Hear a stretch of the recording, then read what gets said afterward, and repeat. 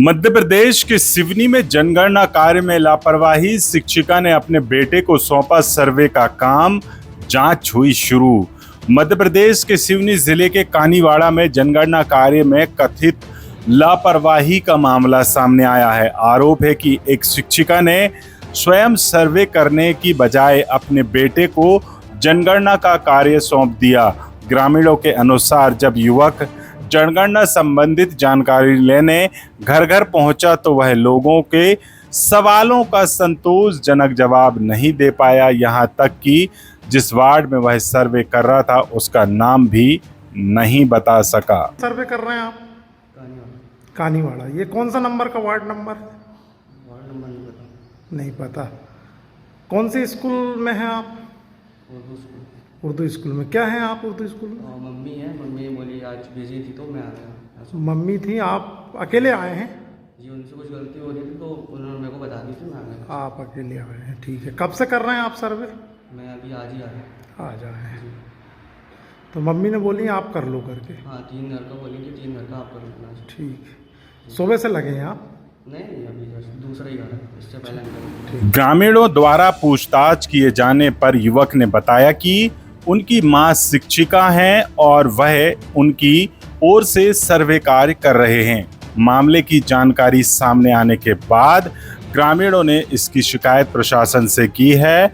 ग्रामीणों का आरोप है कि मामले का विरोध करने पर शिक्षिका और उनके पति के द्वारा धमकाया गया। इसके बाद विवाद बढ़ गया और मामला थाने तक पहुंच गया। फिलहाल तहसीलदार और थाना प्रभारी मामले की जांच कर रहे हैं। मंदिर चौक बरघाट रोड का निवासी हूं, कानीवाड़ा का।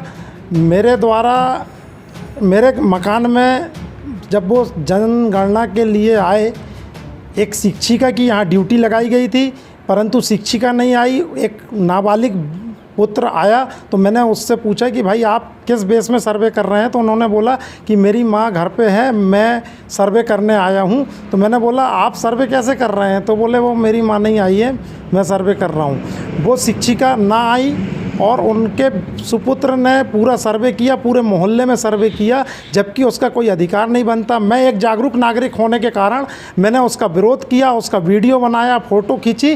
तो उनके पिता जो भी शिक्षक हैं जकरिया खान, वो मेरे को धमकी दे रहे हैं जान से मारने की, और इस टाइप से कह रहे हैं कि मैं तुम्हें कहीं भी निपटा दूंगा।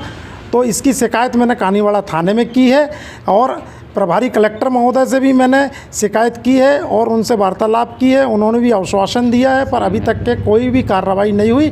आज मैंने सीएम हेल्पलाइन में भी की है और मैं और मेरा पूरा परिवार भयभीत है। वो मेरे साथ कभी भी कोई भी घटना कर सकता है। यदि मेरे साथ कोई भी घटना होती है तो उसकी जवाबदारी प्रशासन की होगी।